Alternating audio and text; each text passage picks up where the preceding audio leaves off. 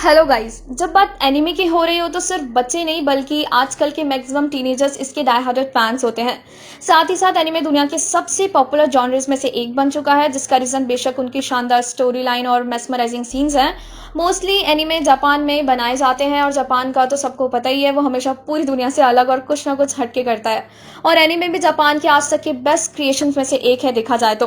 ज़्यादातर लोग इसे किसी ना किसी वे में बच्चों के कार्टून्स के साथ कंपेयर करते हैं, but to be honest guys, anime वो जॉनर है जिसे सभी एज के लोग देख सकते हैं। क्योंकि अनलाइक इंडियन कार्टून्स जैसे मोटू पतलू, पकड़म पकड़ाई एंड ऑल, जिन्हें सिर्फ बच्चों को हंसाने के लिए दिखाया जाता है, एनिमे उनका टोटली ऑपोजिट कॉन्सेप्ट है। वेल गाइज, मैं यहाँ इंडियन सीरीज की बुराई नहीं कर रही हूँ, बट इट्स अ फैक्ट कि यार ग्लोबली एनिमे की पॉपुलैरिटी रेट बहुत ज़्यादा है। और अगर आप एनिमे नहीं देखते तो हम आपके लिए कुछ एनिमे मूवीज लाए हैं जो कि शॉर्ट है और आप इनसे अपना एनिमे सफ़र शुरू कर सकते हैं। तो चलो गाइज, हमारी इस लिस्ट में से टॉप 10 एनिमे मूवीज की उल्टी गिनती शुरू करते हैं।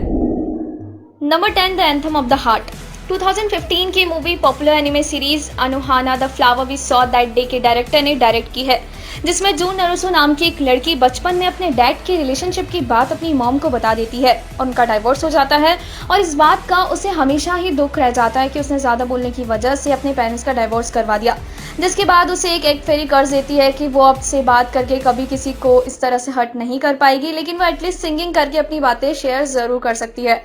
और हाई स्कूल में पहुंचने के बाद वो एक स्कूल म्यूजिकल में परफॉर्म करके अपनी स्टोरी शेयर करती है। इस एनिमे की सिर्फ स्टोरी नहीं, इसका लव ट्रायंगल भी कमाल का है और ये no doubt worth watching movie है। Number 9, the girl who leapt through time. 2006 का ये एनिमे मोमोरू हसुदा के मास्टरपीसेस में से एक है, जो कि यसुताका सुत्से द्वारा लिखी गई 1967 की बेस्ट सेलिंग नॉवल पर बेस्ड है। इस हाई स्कूल स्टोरी के 3 मेन कैरेक्टर्स हैं, मकोतो, कोसुके और चियाकी, जो कि किसी नॉर्मल स्टूडेंट की तरह लव लाइफ, स्टडीज और करियर चॉइस पर फोकस करते हैं। वह स्टोरी पूरी तरह से टर्न हो जाती है जब मकोतो को पता चलता है कि वो टाइम ट्रेवल कर सकती है और वो बार बार पीछे जाकर अपनी गलतियां सुधारने की कोशिश करती है, जिससे उसकी लाइफ तो चेंज हो जाती है, लेकिन वो बाकियों की लाइफ और टाइम के रूल को खराब कर रही होती है। गाइज, ये स्टोरी टाइम ट्रेवल पर based one of the best animes में से एक है, जो कि एंटरटेनमेंट के साथ साथ हमें टाइम की इंपॉर्टेंस भी सिखाती है। और number 8, the garden of words.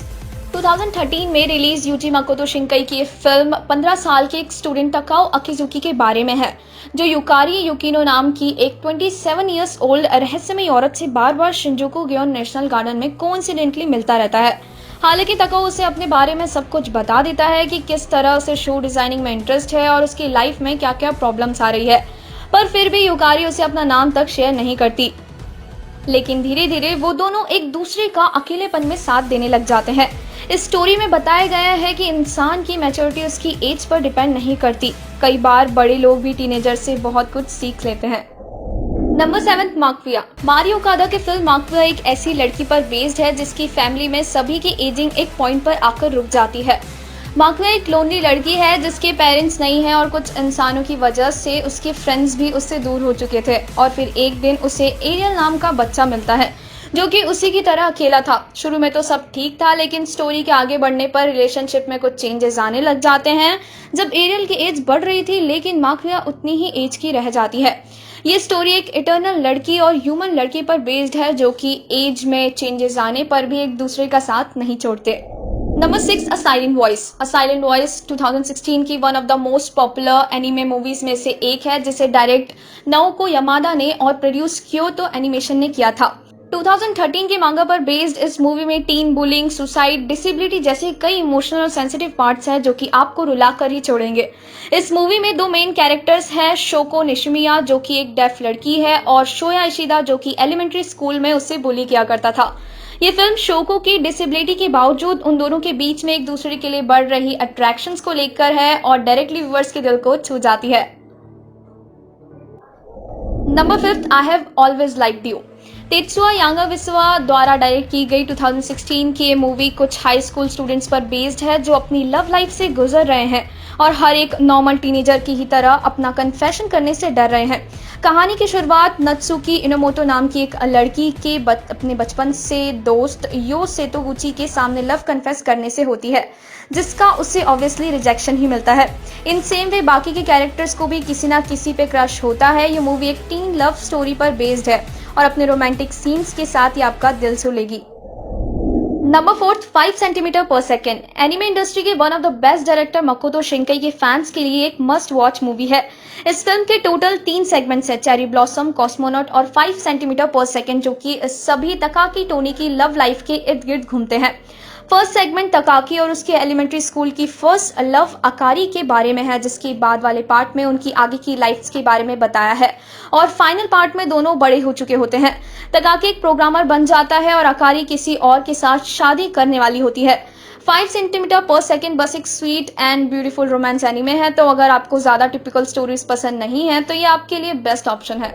Number 3, fireworks. Fireworks same नाम की एक लाइव एक्शन टेलीविजन फिल्म पर बेस्ड एनीमे है, जिसे अकियुकी शिंबो ने डायरेक्ट किया है।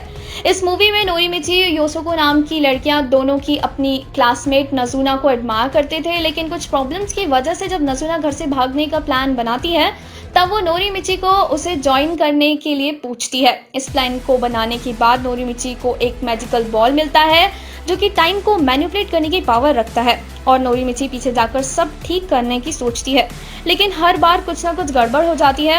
एनिमे वर्ल्ड में टाइम ट्रेवल कॉन्सेप्ट सच में पॉपुलर है और हर एक टाइम रिलेटेड एनिमे कुछ ना कुछ कमाल की स्टोरी लाता है। Number 2, hello world. अगर आप किसी साइंस फिक्शन मूवी को ढूंढ रहे हो तो 2019 की मूवी बेस्ट ऑप्शन है। तोमोहिको इतो की ये मूवी फ्यूचर में 2027 के क्योटो सिटी में सेट की गई है, जिसमें नाओमी कातागाकी नाम का हाई स्कूल स्टूडेंट एक ऐसे इंसान से मिलता है जो खुद को 10 साल बाद का नाओमी बताता है, और साथ मिलकर वो दोनों एक लड़की की हेल्प करने का प्लान बनाते हैं, जिसको प्रेजेंट वाला नाओमी 3 महीने बाद डेट करने वाला है। इस एनिमे के साइंस फिक्शन रोमांस ने कई व्यूअर्स का ध्यान अपनी तरफ खींच लिया और ये one of the best science fiction movies में से एक है। Number 1, your name. Your name Makoto Shinkai की बेस्ट एनिमे मूवी है, जिसने 2016 में रिलीज होने के बाद इंटरनेशनली तूफान मचा दिया था, और ये अब तक की हाईएस्ट ग्रॉसिंग एनिमे मूवी है। योर नेम 2 मेन कैरेक्टर्स पर बेस्ड है, ताकी ताचिबाना जो कि टोक्यो जैसी बड़ी सिटी में रहता है, और मित्सुआ मियामिज़ु जो कि एक कंट्री साइड में रहती है।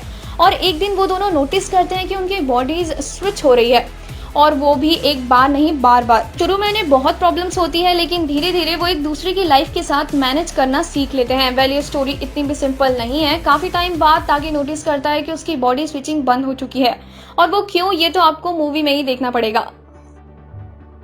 दोस्तों, एनिमे मूवीज ने एंटरटेनमेंट इंडस्ट्री में बहुत से कमाल किए हैं और आगे भी करते रहेंगे। तो गाइज, हमारी टॉप 10 एनिमेज मूवीज की लिस्ट यही खत्म होती है। आई होप कि आपको ये वीडियो पसंद आई होगी। तो वीडियो को लाइक और शेयर करने के साथ साथ चैनल को सब्सक्राइब करना मत भूलना, और हमें कॉमेंट सेक्शन में जरूर बताना कि आपकी फेवरेट एनिमे मूवी कौन सी है। Thanks for watching guys.